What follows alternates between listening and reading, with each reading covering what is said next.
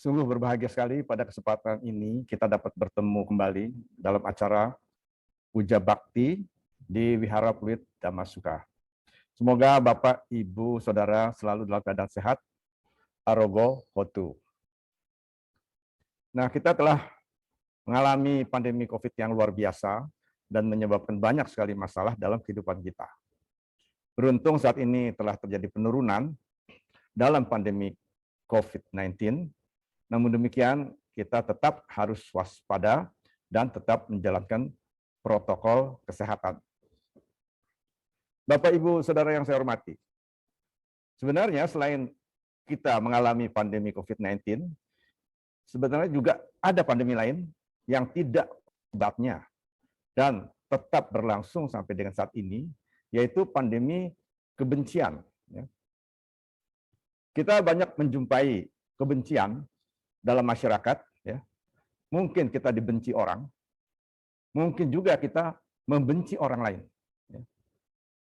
Banyak ujaran kebencian kita jumpai di medsos, ya. Dan kita juga banyak melihat atau membaca tindakan penganiayaan, bahkan pembunuhan karena adanya kebencian. Bisa antar perorangan atau antar kelompok, bahkan antar negara. Jadi sampai dengan saat ini kita melihat banyak umat manusia yang menderita karena kebencian dari satu pihak ke pihak yang lain. Nah, saudara-saudara, mengapa kebencian itu bisa timbul dalam diri seseorang atau diri kelompok? Secara psikologis, ya, ada beberapa hal yang dapat kita lihat. Ya. Pertama, kebencian itu timbul karena iri hati, ya. Iri melihat seseorang atau orang lain memiliki lebih dari apa yang dimilikinya. Dan mereka yang iri itu merasa itu adalah suatu hal yang tidak adil. Ketidakadilan bahwa ada orang lain memiliki lebih daripada dia. Bisa dalam hal harta atau kesempatan untuk berusaha atau juga pendidikan, ya. Jadi iri hati itu timbul karena dia tidak memiliki sesuatu yang dimiliki oleh orang lain. Dan timbullah kebencian. Selanjutnya adalah karena menganggap orang lain atau kelompok lain inferior atau lebih rendah dari dirinya. Kita tahu misalnya dulu ada kasta, ya, di India, di mana orang-orang yang berkasta tinggi tidak suka menolak adanya orang-orang yang kasta rendah ataupun tidak berkasta berada di dekat dia. Dan penolakan itu bisa sedemikian rupa sehingga orang yang berkasta tinggi itu bisa saja akan mengusir, bahkan memukul orang-orang yang berkasta rendah kalau berada atau masuk ke dalam lingkungan mereka. Bahkan bisa juga sampai berbuat tindakan-tindakan yang menyakiti orang-orang yang berkasta rendah itu. Itu karena merasa dia lebih tinggi sehingga tidak suka dengan orang-orang yang dianggapnya lebih rendah. Timbul kebencian. Selain itu, bisa juga seseorang itu benci kepada orang lain atau kelompok lain karena merasa diperlakukan tidak manusiawi atau diperlakukan secara tidak baik. Ya.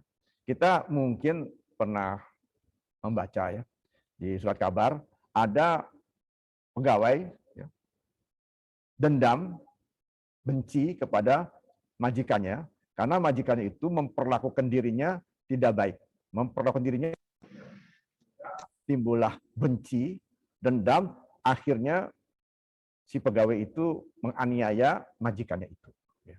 Jadi kebencian timbul karena perlakuan yang tidak baik atau tidak manusiawi.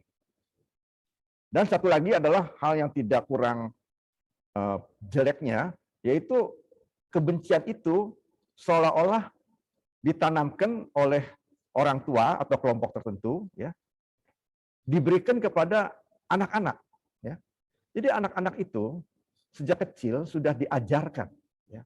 Jadi ini suatu kebencian yang sistematis, ya, kebencian yang dikondisikan, kebencian yang diajarkan.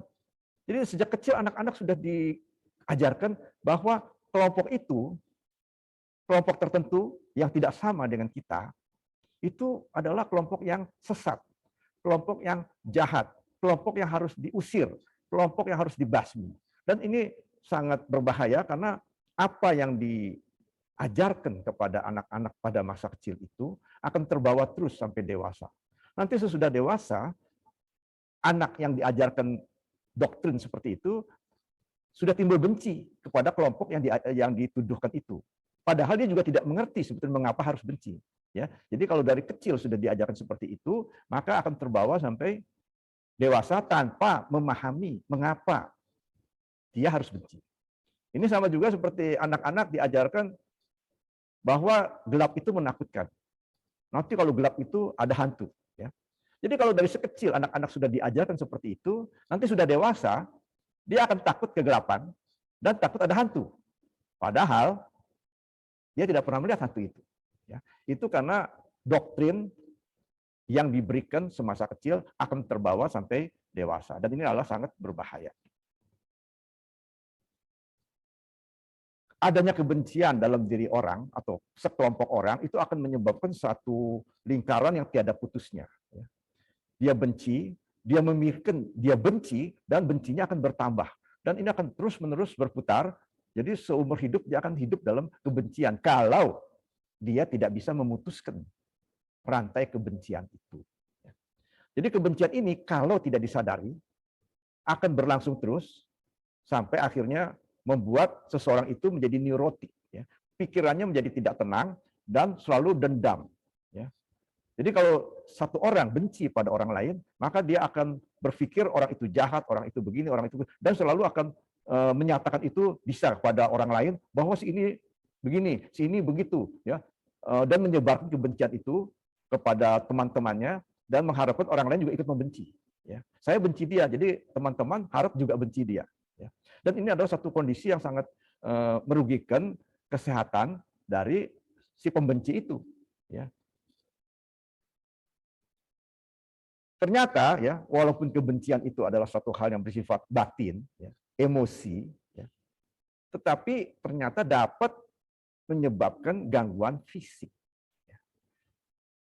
Orang yang selalu membenci, ya, pikirannya selalu tegang, ya, dengan kebencian itu, selalu memikirkan bagaimana supaya orang yang dibenci itu celaka, bagaimana seorang yang dibenci itu menjadi tidak bahagia, ya. Dan dengan demikian dia membuat dirinya tegang dengan pikiran seperti itu, akhirnya dia akan setidak-tidaknya darah tinggi, ya. Tekanan darahnya akan meningkat karena ketegangan yang dia ciptakan sendiri. Kemudian selain itu, ya, kalau kebencian itu berlangsung lama, berbulan-bulan, ya, maka kebencian itu, ya, akan membuat tubuhnya rentan atau daya tahan tubuhnya menurun sehingga mudah terkena misalnya kencing manis, ya, diabetes ataupun kanker karena daya tahan tubuhnya menurun. Kemudian bisa juga dia menjadi seorang yang insomnia. Ya. Insomnia itu susah tidur, karena pikirannya penuh dengan kebencian. Kita tahu bahwa kalau seseorang yang penuh dengan meta, maka salah satu efeknya adalah enak tidur. Ya. Seseorang yang penuh dengan meta, mudah tidur dan enak tidur. Tetapi seseorang yang penuh dengan kebencian, dia akan susah tidur. Dan sering-sering juga yang disebut migrain. Ya. Migrain itu sakit kepala sebelah. Ya. Karena ketidakseimbangan batinnya. Ya.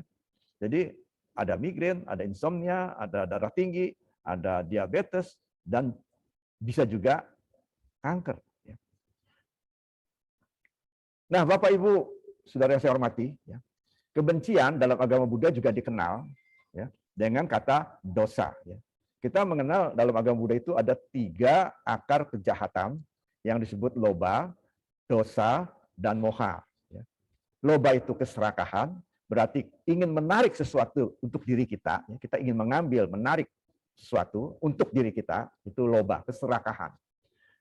Dosa itu kebencian atau penolakan, tidak mau, ya, menerima sesuatu tapi ingin mengenyahkan, ya, itu dosa. Jadi ketidaksukaan atau kebencian terhadap sesuatu. Dan moha itu adalah kebodohan batin atau ketertutupan batin, di mana Batin itu tidak bisa menerima hal yang benar, hal yang baik. Tertutup batinnya, ya. Menutup diri dalam hal kebaikan dan keburukan dan kebenaran. Ada cerita yang sangat populer ya tentang kebencian ini di dalam agama Buddha, yaitu tentang kisah Dewadatta. Ya. Kita tahu Dewadatta dalam riwayat hidup Sang Buddha banyak diceritakan, antara lain Dewadatta memanah burung yang terluka dan kemudian dirawat oleh Pangeran Siddhartha. Ketika Sang Buddha sudah mencapai kebudaan dan kembali ke Kapilawatu, banyak pangeran-pangeran, ya, para bangsawan yang tertarik dengan ajaran Buddha dan menjadi biku. Dewadatta salah satunya juga menjadi biku. Ya, dia kan pangeran sebetulnya. Jadi kan mungkin ya istilahnya sepupu lah dari Sang Buddha. Dan dia pun tertarik menjadi biku bersama-sama dengan pangeran yang lain. Ya, ada Ananda dan sebagainya. Pada awalnya Dewadatta menjadi biku yang baik. Ya. Dewadatta awalnya adalah biku yang baik dan sopan, memiliki kesaktian yang tinggi. Ya. Jadi awalnya sebagai biku dia dihormati, salah satunya adalah karena dia adalah keluarga dekat Sang Buddha. Ya. Jadi karena keluarga dekat Sang Buddha, maka para biku lain menghormati. Ya jangankan Dewadatta yang masih keluarga, Cana saja kusir dari Pangeran Siddhartha itu juga merasa hebat karena pernah dekat dengan Pangeran Siddhartha, ya. Dan merasa sombong ini karena pernah dekat itu. Nah Dewadatta ini awalnya sih benar, ya, sopan dan memiliki kesaktian. Tetapi karena dia memiliki kesaktian, menjadi sombong, ya, menjadi sombong dan kemudian timbul keinginan untuk memiliki kemasyhuran duniawi. Ya. Oleh karena apa? Karena dia tidak mencapai kesucian. Ya. Jadi walaupun Dewadatta adalah seorang yang sakti, ya, tetapi tidak mencapai kesucian, sehingga pikirannya tidak bersih. Ya. Pikiran tidak bersih, dia menjadi iri, ya, dengan Sang Buddha. Ya. Dan dia berpikir bahwa dia sepantasnya lah menjadi kepala sangga. Ya. Menurut dia, ya, dia merasa sombong karena sakti, hingga merasa mestinya sih saya pantas jadi kepala sangga. Jadi dia datang kepada Sang Buddha dan meminta Sang Buddha supaya mengundurkan diri sebagai ketua sangga atau kepala sangga dan digantikan oleh dia. Itu permintaan dia. Tetapi Sang Buddha tentu dengan mata Buddha beliau mengetahui bagaimana sifat asli dari Dewadatta. Sang Buddha itu tahu segala sesuatu. Ya. Jadi Sang Buddha bisa mengetahui jalan pikiran Dewadatta. Sang Buddha adalah maha mengetahui, disebutnya Sabanyu. Sabanyu, Saba dan Anyu atau Anya. Anya itu mengetahui. Kita mengenal ada kata Anya kondanya. Ya. Anya itu mengetahui. Saba itu semua. Jadi Sang Buddha itu bisa mengetahui apa saja yang beliau ingin tahu. Tapi tidak berarti pada satu saat beliau tahu semua keadaan, itu di dunia itu kan kejadian banyak sekali. Tetapi dikatakan Sabanyu atau mengetahui segalanya itu dalam arti kalau Sang Buddha ingin melihat sesuatu, ingin mengetahui sesuatu, Sang Buddha bisa dengan mengarahkan mata batinnya itu. Jadi Sang Buddha sudah mengetahui sifat dari Dewadatta, tentu menolak, ya, dan mengatakan bahwa tidak pantas Dewadatta itu menjadi kepala sangga. Nah Dewadatta menjadi marah, ya, ya, dan timbul benci kepada Sang Buddha. Dari benci itu timbullah niat jahat dari Dewadatta ingin mencelakai Sang Buddha. Sehingga berapa kali beliau ingin dicelakai oleh Dewadatta. Sang Buddha ingin dicelakai oleh Dewadatta dan ingin dibuat meninggal atau tewas dengan cara gajah ngabuk, dengan cara pemanah, dan juga dengan cara melempar batu dari atas gunung untuk mencelakai Sang Buddha. Tetapi seorang Buddha kan tidak bisa dibunuh, hanya terluka, kakinya kena pecahan batu yang terjadi. Dan akibat dari perbuatan itu, yaitu ingin membunuh Sang Buddha, adalah satu perbuatan yang sangat buruk, ya, garuka kama, sehingga nantinya orang yang demikian itu pasti masuk neraka. Dan Dewadatta pada akhir hidupnya ingin menemui Sang Buddha, dan ketika dia turun dari dia ditandu ya, dia turun dari tandunya ingin melangkah ke tanah, dan tanah itu tiba-tiba terbuka dan Dewadatta masuk ke dalam tanah dan lahir kembali di alam neraka awici, yaitu neraka yang paling bawah, di mana dikatakan di situ siksaan tidak pernah berhenti. Ya. Siksaan selalu terjadi di alam neraka awici itu, ya, neraka yang paling berat. Gitu. Nah, dosa itu, ya, kebencian itu juga mempunyai gradasi. Ya. Ada yang sangat berat dan ada yang ringan. Ya. Jadi saya ingin contohkan begini. Kalau ada seseorang datang ke tempat wisata, ya, kemudian didekati oleh seorang anak yang menjadi pedagang asongan, ya, didekati oleh pedagang asongan itu. Nah, kalau si orang tadi ini didekati pedagang asongan itu penuh meta, kasihan, meta dan karuna, dia melihat pedagang asongan susah hidupnya, apalagi mungkin dari zaman pandemi sangat susah, ya, tidak punya uang untuk makan. Ya dia beli, ya. Kalau dia ada sedikit uang, dia beli. Ya. Mungkin dia tidak perlu barang itu, ya, souvenir itu yang dijual, tetapi dia beli karena meta dan karunanya itu untuk menolong si anak itu. Kalau sudah begitu persoalan selesai, tidak ada kebencian. Ya. Si anak mendapat uang, yang membeli juga merasa senang, bisa menolong. Selesai masalahnya itu karena adanya meta karuna dalam diri si orang itu. Tetapi bisa terjadi bahwa orang itu tidak punya meta dan karuna. Ya. Dia didekati oleh pedagang asongan itu dan melihat barang itu dia tidak suka, maka dia menolak. Terjadilah penolakan. Ya. Jadi dia merasa tidak senang dengan anak itu karena memang barangnya dia tidak suka. Dia menolak perasaannya itu dan berkata kepada itu, saya tidak mau barang itu. Nah, pada tahap itu kita sebut itu patiga. Ya. Patiga. Ya. Jadi belum menjadi benci yang kuat, tapi baru penolakan saja. Ya, istilahnya adalah patiga. Kalau si anak penjual tadi terus pergi, selesai masalahnya. Tapi karena anak itu sangat mengharapkan uang, ya, maka dia mendesak terus, Pak, belilah Pak, saya sudah lama tidak makan misalnya gitu, ya. Tetapi karena si orang tadi itu tidak punya meta karuna, maka didesak begitu, dia menjadi marah. Ya. Mula-mula dia tidak suka, dia sudah bilang, saya tidak mau. Ya. Tetapi anak itu mendesak terus. Apa yang terjadi? Marah dia. Koda. Marah atau koda. Dia sekarang sudah membentak. Sudah, kamu pergi saja. Ya. Tetapi anak itu, ya karena anak-anak ya, terus mendesak supaya dibeli. Akhirnya timbullah kebencian. Jadi waktu marah mungkin belum benci, cuma tidak senang aja. Ya. Ingin mengusir saja, sudah selesai. Tetapi karena anak itu tidak juga pergi, maka timbullah koda atau kemarahan dalam diri si orang tadi.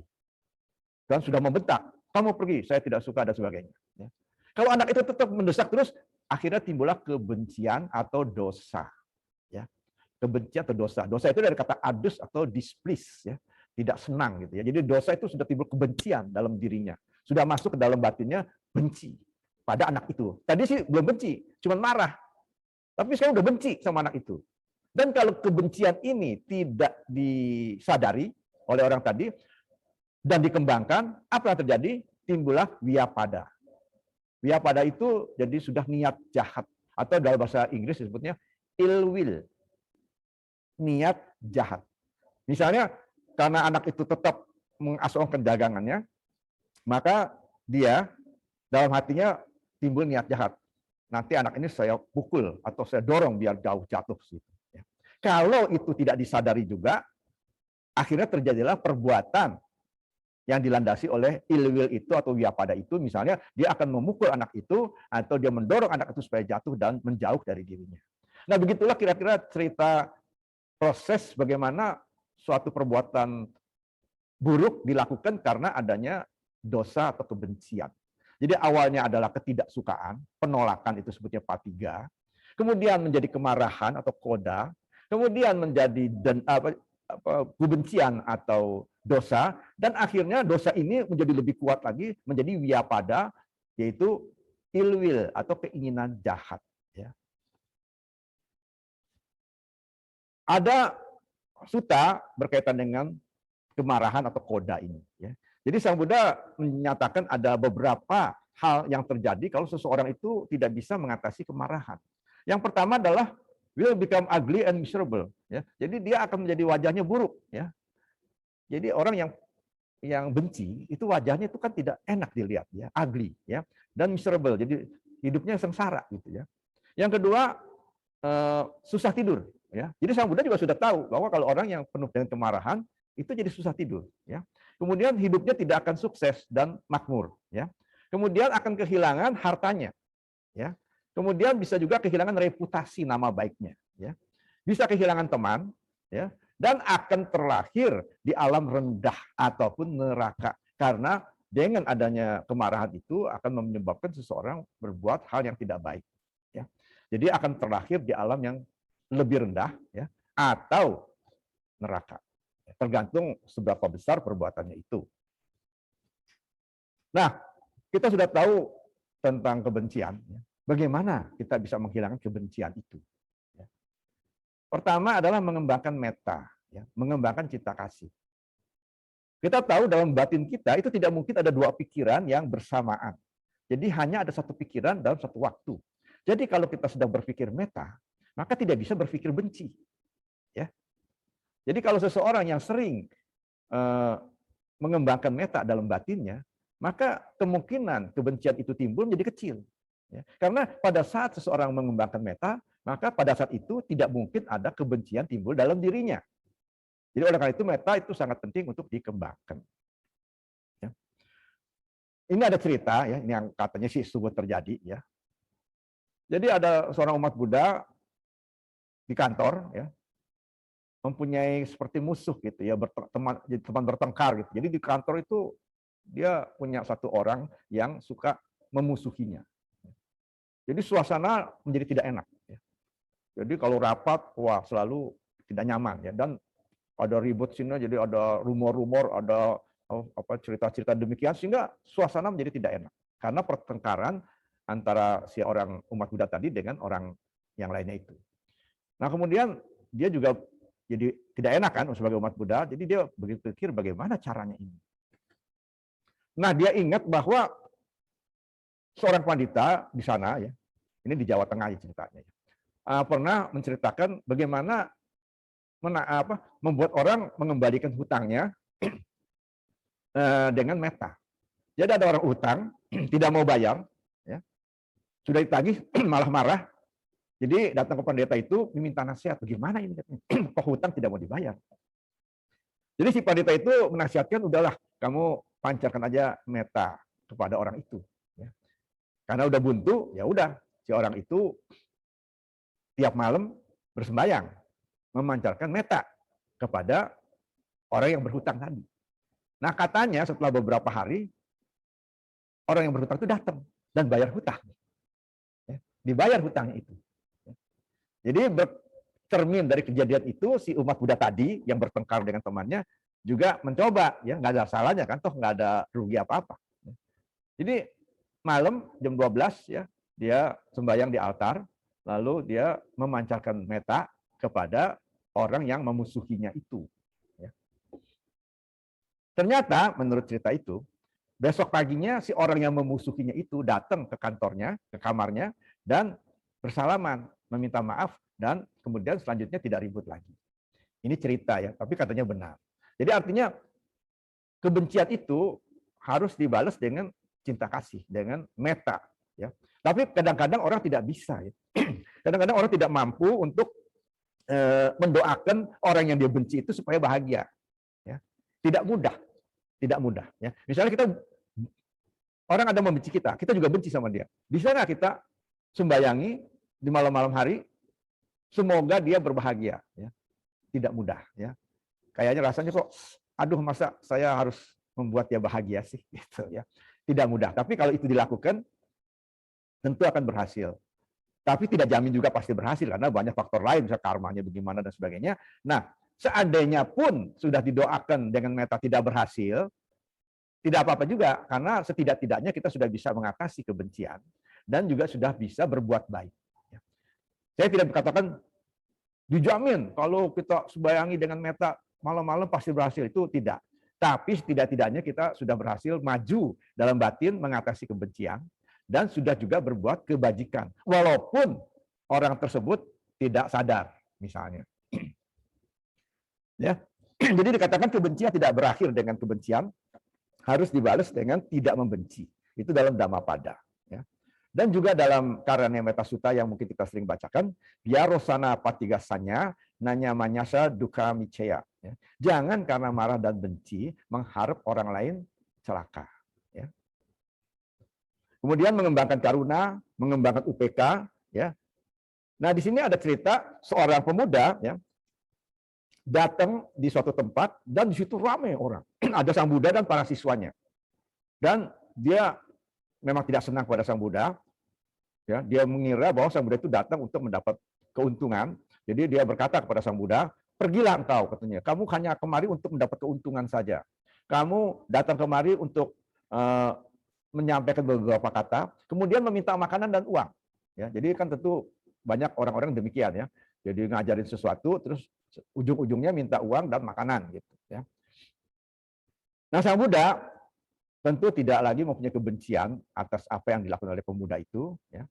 Sang Buddha tetap tenang, dan seperti yang kita sudah pernah dengar ceritanya, Sang Buddha kemudian minta orang itu datang kepada dirinya dan bertanya, Tuan, kalau engkau memberikan suatu hadiah yang bagus untuk seseorang, tetapi orang itu tidak menerima hadiah itu, lalu hadiah itu milik siapa? Ini pasti sudah pernah dengar. Ya. Jadi si orang muda itu merasa surprise ya. Saya pikir katanya, hadiah itu ya menjadi milik saya katanya, karena sayalah yang beli barang itu. Nah kemudian Sang Buddha menjawab lagi, demikianlah juga engkau telah mengutuk saya dan marah pada saya. Tapi saya tidak menerima kutukanmu, ya, dan saya pun tidak merasa terhina dan marah atas itu. Oleh karena itu, apa yang kau berikan akan kembali kepadamu. Sama seperti hadiah yang kembali kepada pemiliknya kalau tidak diterima. Nah, jadi mendengar itu, si anak muda itu merangkapkan tangannya dan menghormat kepada Sang Buddha. Ya. Lalu bisa juga dikatakan dalam Anguttara Nikaya, melupakan kebencian itu. Ya. Biasanya kita mendengar kata-kata yang bagus ya, to forgive and to forget. Ya. Kadang-kadang kita tidak bisa memaafkan ya, forgive. Ya. Jadi ada orang salah pada kita, kalau bisa kita maafkan ya, to forgive. Tapi kadang-kadang kita tidak bisa memaafkan karena hati kita masih terlalu terluka. Kalau tidak bisa memaafkan, lebih baik to forget. Ya. Lupakan saja sudah. Ya. Jangan diingat. Nanti kalau tidak diingat kan berarti tidak lagi masalah memaafkan, tidak kan? Melupakan saja. Ya. Dan di sini diceritakan bahwa kepada seorang putra Jenderal Eisenhower, kita tahu Jenderal Eisenhower itu adalah jenderal Amerika di masa Perang Dunia Kedua, dan kemudian karena jasanya besar menjadi presiden Amerika. Kalau nggak salah 2 kali jadi presiden. Ya. Jadi dia orang seorang presiden ya, dan kepada anak dia, ada orang yang bertanya kepada anak dia, ya, apakah Jenderal Eisenhower itu suka mendendam dan suka menyimpan kemarahan? Dan anaknya itu berkata, tidak, ayah saya tidak pernah membuang waktu semenit pun untuk memikirkan orang-orang yang tidak disukainya. Ya. Jadi dia tidak membenci dan tidak mau memikirkan. Itu namanya to forget, ya, melupakan saja. Ya. Jadi oleh karena itu, saudara-saudara, kita sebaiknya juga memperbaiki diri kita dengan tidak membenci siapapun. Karena kebencian itu tidak akan menolong diri kita dan tidak akan melukai orang lain. Ya. Jadi kita benci orang, ya dia tidak rugi sebetulnya. Kita yang rugi. Ya. Dan terakhir tentu kita berusaha merenungkan tentang kepemilikan karma masing-masing. Jadi kalau kita sampai dibenci orang, tentu kita mempunyai buah karma yang dibenci orang. Sebaliknya, dia yang membenci itu juga memiliki karma membenci dan akan bisa terlahir di alam yang lebih rendah. Ya. Jadi dengan merenungkan itu kita bisa menerima bahwa kita dibenci, orang itu membenci juga masing-masing punya karma, dan kita kalau bisa tidak membenci itu juga merupakan suatu hal yang positif. Jadi kita ingat di sini adalah everyone gets what he deserves. Ya. Jadi setiap orang akan menerima apa yang dia pantas terima. Ya. Jadi kalau kita dibenci orang, itu berarti kita memang pantas menerima itu karena buah perbuatan kita di masa lampau. Ya. We get what we deserve. Jadi kita menerima apa yang kita pantas terima. Ya. Nah, sebagai cara praktis untuk mengatasi kebencian yang sudah pernah kita dengar, barangkali begini. Jadi setiap kebencian itu adalah emosi, ya, dan emosi itu akan membuat adanya sensasi di tubuh kita. Rasa tidak enak di tubuh kita. Orang yang benci itu akan merasa kencang, tegang. Ya. Jadi kalau orang yang benci itu akan merasa misalnya giginya kayak mau dikatupkan, kepalanya tegang, ya, jantungnya berdebar-debar, nafasnya pendek. Nah itu adalah kondisi orang yang sedang penuh dengan kebencian. Nah, bagaimana bisa menghapuskan kebencian dalam waktu yang singkat? Nah, cara praktisnya adalah kalau seseorang sedang membenci atau ingin menghilangkan kebencian itu, maka bernafaslah yang panjang untuk relaksasi. Jadi kalau dia relax gitu, maka kebencian itu juga akan berkurang. Tetapi kalau dia tegang, maka kebencian itu akan bertambah. Jadi nomor satu, kalau seseorang sedang benci atau ingin menghilangkan kebencian, bernafaslah panjang beberapa kali supaya tubuhnya rileks. Kalau tubuhnya rileks, maka kebenciannya juga akan berkurang, ya. Karena yang tegang-tegang tadi akan menjadi rileks juga, ya. Kemudian setelah itu rasakanlah apa yang timbul di diri kita, ya. Jadi setiap emosi yang buruk ataupun yang baik itu akan menyebabkan adanya suatu rasa di tubuh kita. Apakah tadi berdebar-debar atau rasa apa perutnya melilit misalnya gitu, atau rasa berat di kepala, itu pasti ada. Ya. Kalau tidak ada berarti dia tidak stres atau tidak benci. Kalau dia benci, dia rasakan kebencian itu, maka akan timbul rasa di badan, dan setelah timbul rasa di badan itu, amatilah rasa itu, sadarilah tanpa berpikir sampai rasa itu hilang. Dan kalau rasa itu hilang, maka bencinya juga akan hilang. Ya. Nah ini saudara bisa coba sendiri di rumah. Kalau saudara ada benci orang, syukur-syukur sih nggak ada. Tapi kalau ada benci orang, nafaslah panjang beberapa kali, bayangkanlah siapa yang dibenci atau apa yang dibenci, kemudian rasakanlah perasaan yang timbul di badan, apakah rasa berdebar-debar atau rasa berat di kepala atau apa, dan amatilah rasa itu, sadarilah rasa itu sampai rasa itu hilang. Dan kalau rasa itu hilang, maka kebencian yang ada dalam diri kita terhadap hal itu juga hilang. Ya. Jadi misalnya kita benci orang, nanti kita bayangkan lagi sudah nggak benci lagi. Ketemu juga sudah tidak benci lagi. Nah itu adalah cara yang sederhana, yang sangat mudah dan praktis, tidak memerlukan ilmu yang tinggi dalam meditasi. Tetapi kalau saudara bisa meditasi tinggi, misalnya dengan mencapai jana, ya, mencapai piti atau kegiuran, maka keinginan jahat juga hilang. Ya. Keinginan jahat itu bisa hilang pada saat orang mencapai piti atau kegiuran. Pada saat meditasi terus terasa enak gitu, seperti kita apa bahagia gitu ya, tapi piti jadi kegiuran gitu, kayak perasaan yang timbul kayak enak sekali gitu. Nah pada saat itu kebencian juga hilang, walaupun nanti kalau ketemu lagi mungkin benci lagi, ya, tapi saat itu hilang. Jadi saudara-saudara, saya kira sudah banyak yang kita dengar ya tentang kebencian ini. Kalau benci itu adalah dosa, kalau kita bisa mengembangkan tidak membenci jadi adosa. Ya.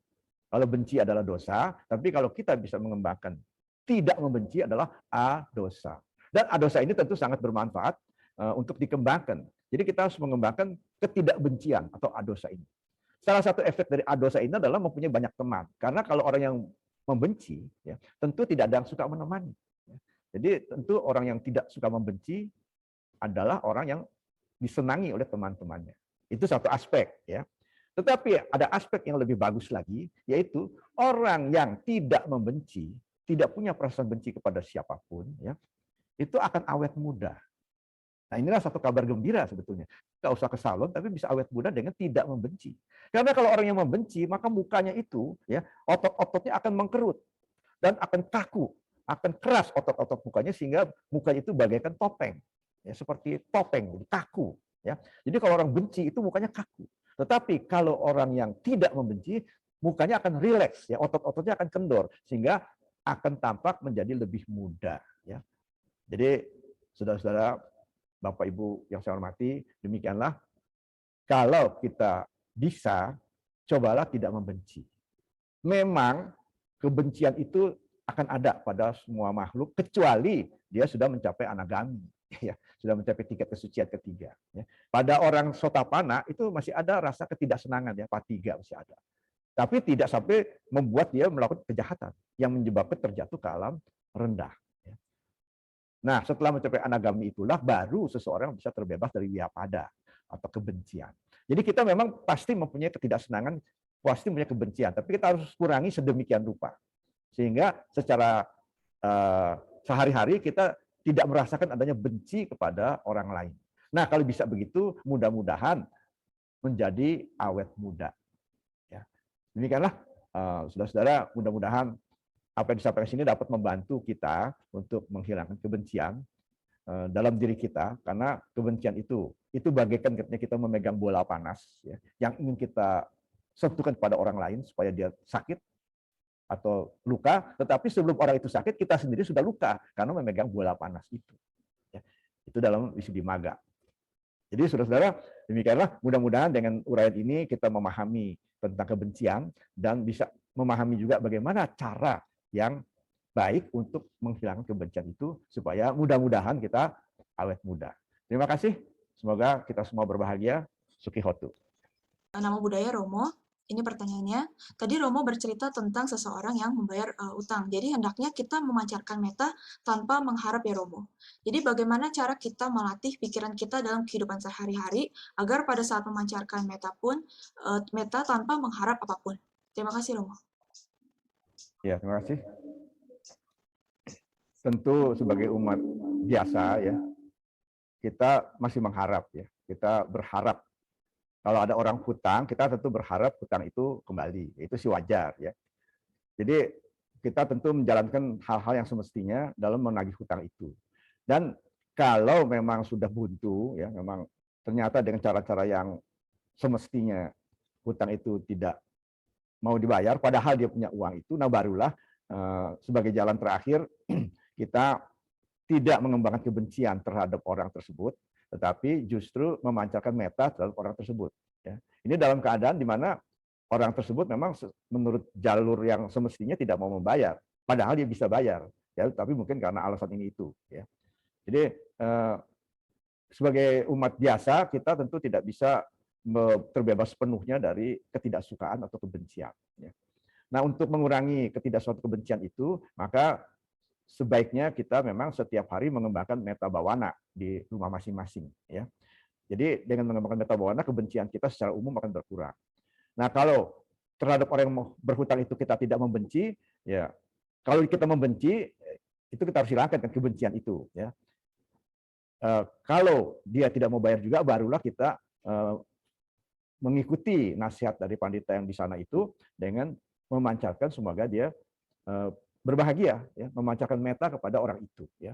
Jadi tentu tidak ada jaminan pasti akan berhasil, tetapi setidak-tidaknya kita sudah membuat satu kebajikan untuk diri kita sendiri. Dan itu adalah satu perbuatan baik. Kita mendoakan orang lain, berpikir baik tentang orang lain, itu adalah karma baik pikiran. Ya.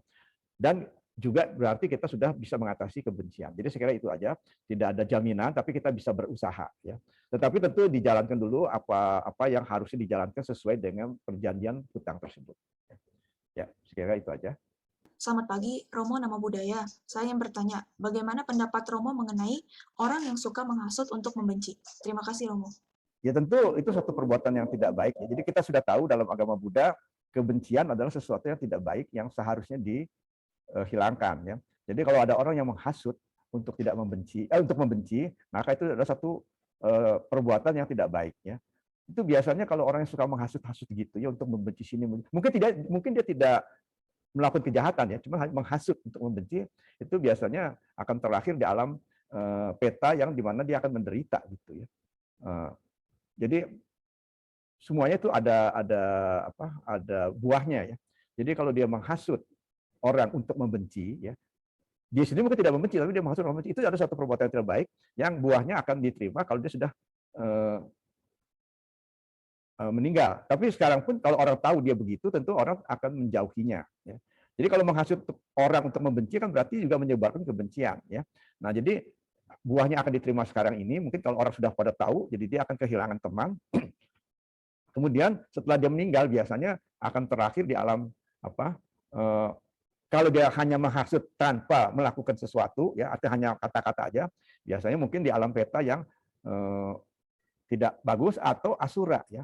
Jadi asura itu kan alam tempat orang suka ribut, ya, suka bertengkar, ya. Jadi kalau dia menghasut-hasut supaya ribut, nah jadi sifat itu adalah sifat asura, ya. Asura adalah makhluk halus yang ganas, yang suka bertengkar satu sama lain, ya. Jadi nantinya dia akan terlahir kembali di alam-alam seperti itu kira-kiranya, ya. Peta dengan kehidupan yang tidak menyenangkan, ya, yang juga tidak damai, dan asura mungkin di asura juga suka bertengkar. Tetapi kita jangan berpikir bahwa semua peta itu pasti begitu, ya. Ada juga peta-peta yang hidupnya baik, ya. Misalnya katakanlah ada seorang umat Buddha yang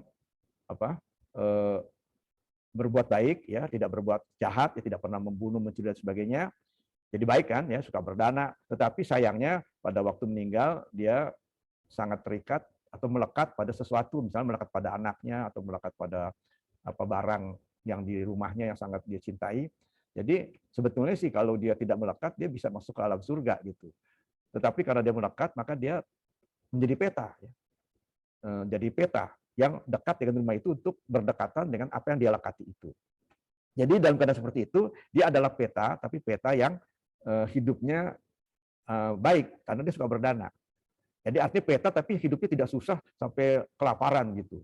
Nah sebaliknya kalau orang suka menghasut itu jadi peta yang hidupnya sengsara, ya, yang hidupnya tidak berkecukupan dan selalu dalam keadaan yang tidak menyenangkan. Ya. Saya kira begitu. Terima kasih. Ada dari Bapak Diki. Nama budaya Romo, kalau misalnya iri hati, bagaimana Romo? Apakah sama dengan benci? Terima kasih Romo. Iri hati itu ya kalau ditinjau dari awalnya semuanya adalah karena sakaya diti, ya, artinya adanya pandangan bahwa aku ini ada, ya. Jadi awal-awalnya semua itu sakaya diti. Jadi menganggap diri ini ada, ya. Jadi karena menganggap diri ini ada, jadi timbullah konsep ini saya punya, ini kamu punya, karena saya ada. Ya. Jadi iri hati itu adalah keinginan untuk mendapat sesuatu yang dia tidak punya. Ya. Yaitu lebih karena keserakahan. Tapi kebencian itu timbul karena merasa tidak adilnya itu. Jadi kalau kita ingin sesuatu yang kita tidak miliki, ya, itu adalah keserakahan. Jadi misalnya kita lihat orang lain punya mobil bagus, kita tidak punya. Ya. Jadi kalau kita kepingin itu adalah keserakahan. Tetapi kalau kita merasa bahwa ini kok tidak adil, ya, kok dia bisa punya, saya enggak. Nah, ketidakadilan inilah yang membuat dia benci, ya, membuat kebencian, ya, karena merasa dia, nah itu tadi diperlakukan atau mendapat perlakuan yang tidak pantas, tidak menyenangkan, ya. Tetapi kalau cuma dia iri, itu lebih karena keserakahan, kan ingin mendapatkan itu. Tapi kalau dia merasa ini tidak adil, tidak mestinya dia dapat, kok saya nggak dapat, nah itulah kebencian. Ya, jadi sedikit beda, ya. Jadi mula-mulanya karena keserakahan, tapi kemudian berkembang karena ada rasa tidak adil menjadi kebencian. Ya, saya kira demikian. Ya, terima kasih. Ya, terima kasih atas kesempatannya. Ya, selamat pagi Romo, Setiato Namo Buddhaya. Izin bertanya Romo. Jadi saya teringat mengenai kisah pada zaman Sang Buddha adalah mengenai dua orang yang saling membenci. Itu Romo yang dua wanita kan. Jadi yang satu yang istri muda dan istri tua, yang dimana istri tua meracuni istri muda sehingga keguguran.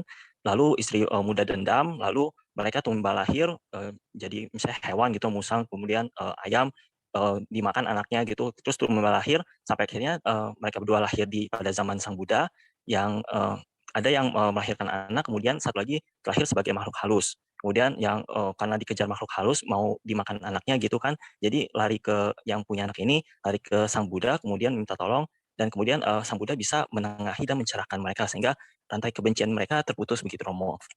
Yang ingin saya tanyakan Romo adalah relevansi dengan kehidupan nyata kita pada saat ini jika mengalami kejadian yang serupa Romo.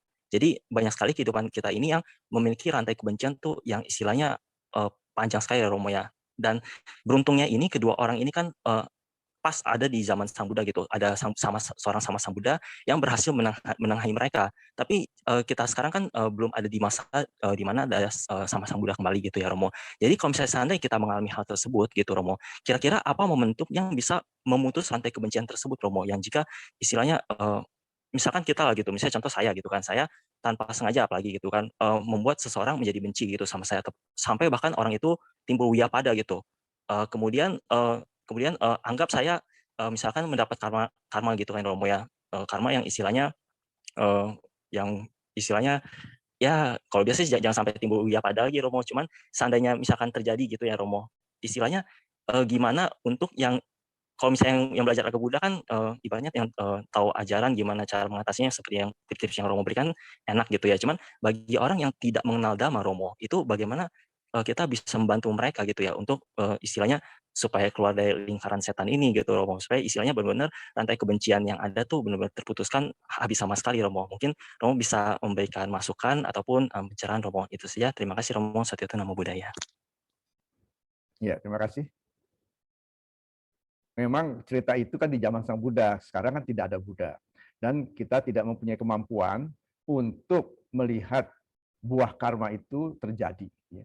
Jadi dikatakan bahwa buah karma itu acintea. Ya.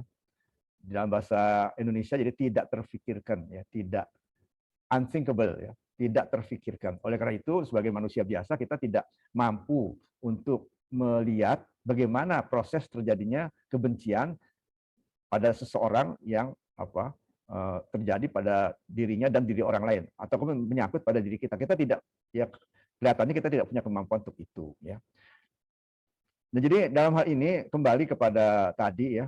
Jadi nomor satu, kebencian jangan dibalas. Ya. Nomor satu, janganlah membalas kebencian dengan kebencian. Ya. Jadi walaupun sekarang sudah tidak zaman Buddha, tapi ajaran Sang Buddhanya kan tetap relevan, ya, tetap berlaku. Yaitu janganlah membalas kebencian dengan kebencian. Kalau ada orang membenci kita, ya, atau kalau bukan berkaitan dengan orang lain gitu ya, kalau ada orang membenci seseorang ataupun membenci kita, maka itu adalah buah karma kita yang kita tidak tahu mengapa sampai demikian, karena itu unthinkable. Ya. Jadi kalau saat itu terjadi, maka nomor satu jangan dibalas, ya, karena kalau dibalas itu percuma, tidak akan memutuskan rantai itu. Ya. Jadi kalau seseorang membenci kita, maka kita tidak membalas, tapi kita kalau bisa membalas dengan metta, kalau bisa. Ya. Kalau tidak bisa, ya forget. Ya.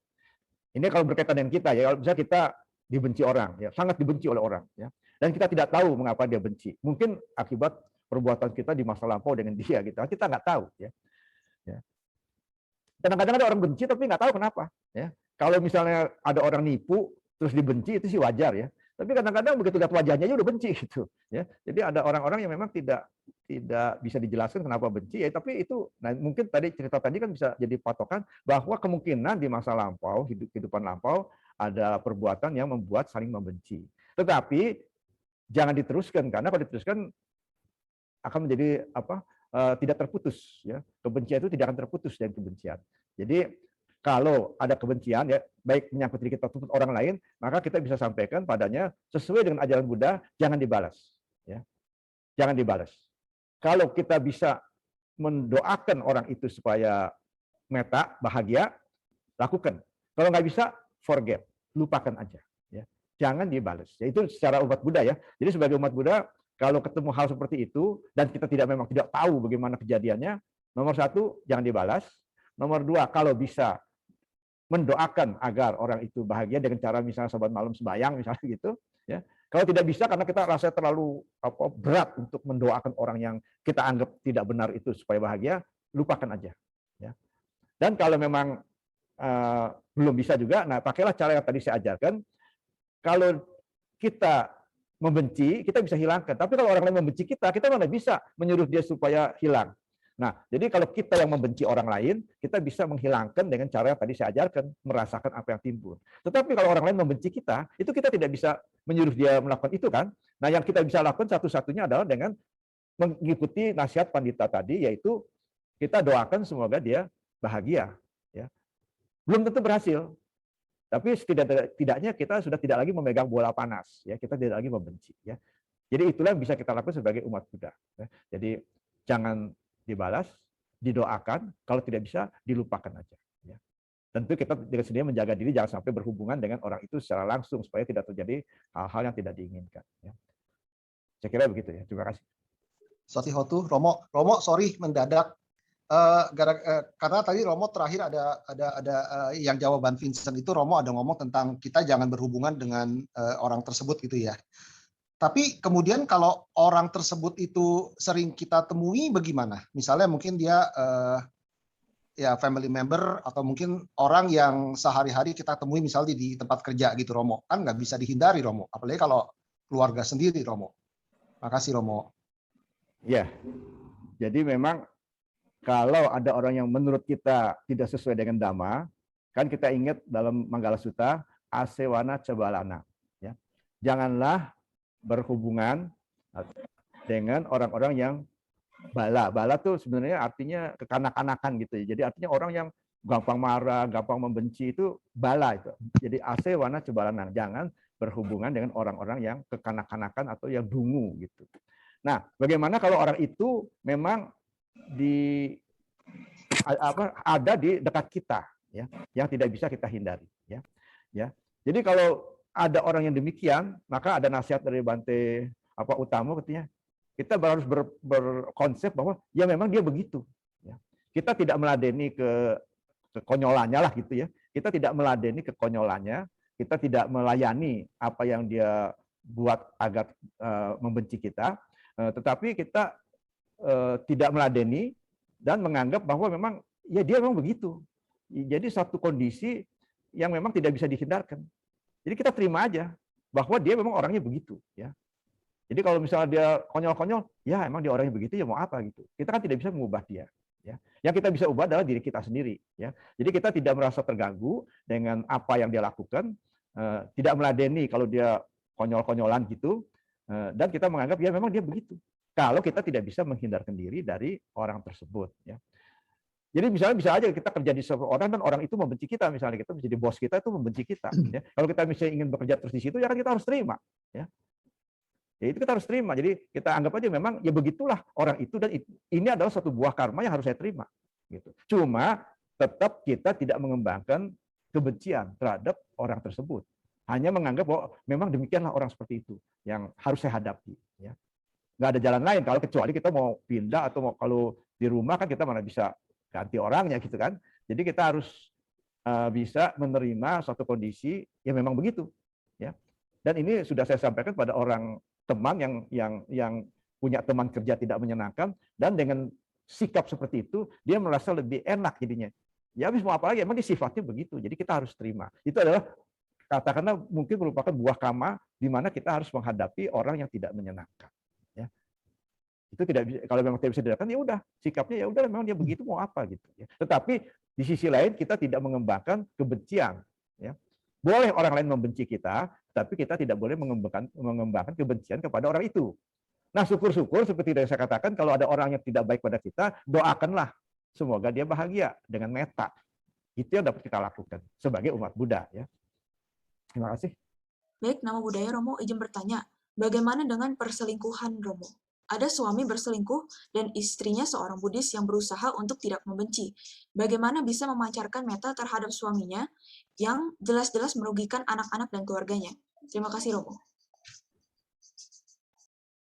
Iya, ini tentu satu masalah ya. Perasaan itu kan timbul dalam diri seseorang dan tidak mudah untuk menghilangkannya. Ya. Jadi seperti tadi saya katakan, si istri itu ya bisa mempunyai pilihan ya, mempunyai pilihan. Apakah dia akan bertahan atau dia akan tidak bertahan ya. Itu pilihan dia dan tentu dia akan menghitung segala perhitungan untung ruginya. Dia bisa bertahan. Kalau dia bertahan, bagaimana? Kalau dia bisa meneruskan kehidupan seperti itu, dia tahan ya kira-kira. Kalau dia bisa bertahan dengan catatan dia tidak membenci dan dia mendoakan tetap suaminya agar sadar dan bahagia dan kembali kepada dirinya gitu ya. Yang kedua, dia tidak bisa bertahan karena suaminya itu memang betul-betul sudah tidak bisa lagi diperbaiki. Nah, dalam hal ini walaupun perpisahan itu tidak dianjurkan dalam agama Buddha, tapi dimungkinkan. Ya. Jadi tergantung seberapa kuat si istri itu menerima keadaan itu. Kalau dia bisa bertahan, ya bertahanlah dengan tidak membenci dan mendoakan semoga si suami, dia itu bisa mendoakan dengan cara misalnya sebulan malam dia sembahyang, lalu mendoakan suaminya sadar dan akan menjadi orang yang baik kembali. Itu kalau dia kuat, ya. Kalau dia tidak kuat, nah itu pilihannya adalah berpisah. Nah, berpisah ini tidak dianjurkan, tapi dimungkinkan kalau dia sudah tidak tahan. Kalau dia bertahan, dia akan jadi, misalnya kalau dia bertahan, dia akan jadi gila, misalnya gitu, karena tekanannya terlalu hebat, ya itu kan daripada seperti itu, ya mungkin lebih baik berpisah. Ya. Dimungkinkan, tapi tidak dianjurkan. Ya. Jadi seperti itu kira-kira. Jadi tergantung kekuatan batin dari si istri itu. Ya. Nah, kekuatan batin itu kan bisa dikembangkan dengan meditasi, dengan sembahyang. Ya. Dan tentu dengan baca buku-buku Buddhis, ya. Nah, tinggal dia tinggal menghitung aja, kira-kira saya tahan nggak? Kalau saya tahan, saya tahan. Kalau saya tidak tahan, ya apa boleh buat. Itu kan suatu kondisi yang tidak bisa dinilai oleh orang lain, ya. Jadi orang lain tidak bisa menilai seberapa jauh si istri itu bisa bertahan. Kalau dia bilang bisa, ya bisa. Nggak bisa, ya apa boleh buat. Orang lain hanya bisa memberikan alternatif, ya. Pilihan-pilihan ini bisa dipilih. Kalau memang bisa dilihat oleh si istri, ya dia yang pilih. Tidak bisa orang lain memilihkan untuk istri itu. Ya.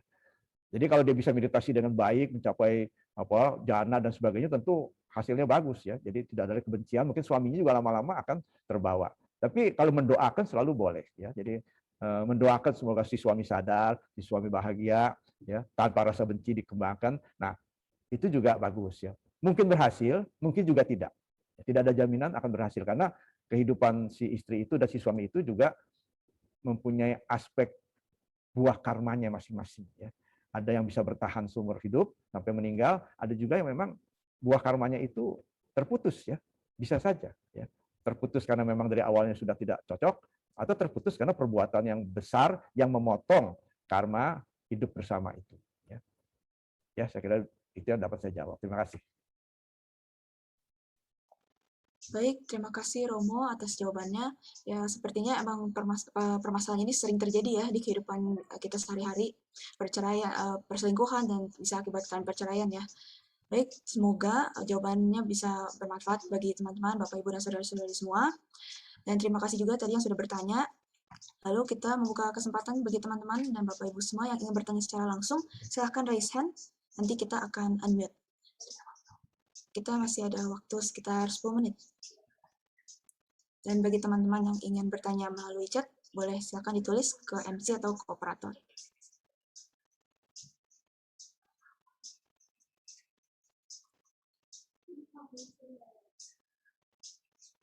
Kita akan tunggu sebentar lagi ya, Romo. Mungkin ada Bapak Ibu dan teman-teman yang ingin bertanya.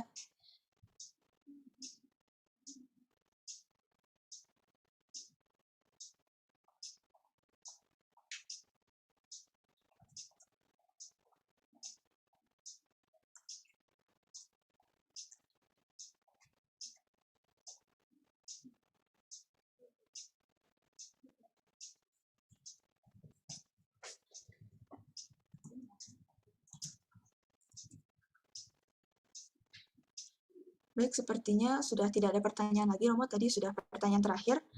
Mungkin Romo boleh, apabila Romo berkenan, boleh memberikan closing statement untuk kebaktian hari ini, Romo? Ya, terima kasih. Jadi Bapak Ibu saudara sekalian yang saya hormati, kebencian adalah satu hal yang merugikan kita, ya, secara mental, membuat kita menjadi tidak tenang, susah tidur dan sebagainya. Juga secara fisik, ya. Secara fisik juga membuat kita mudah mendapat penyakit. Dan juga berefek pada kelahiran yang akan datang. Seseorang yang mengembangkan kebencian akan dapat terlahir di alam yang lebih rendah. Oleh karena itu, saya ingin mengajak Bapak Ibu saudara sekalian yang saya hormati untuk cobalah kita menghilangkan kebencian itu dalam hidup kita. Kalau ada, hilangkanlah. Kalau tidak ada, maka kita akan mendapat manfaat. Salah satunya adalah menjadi awet muda. Terima kasih.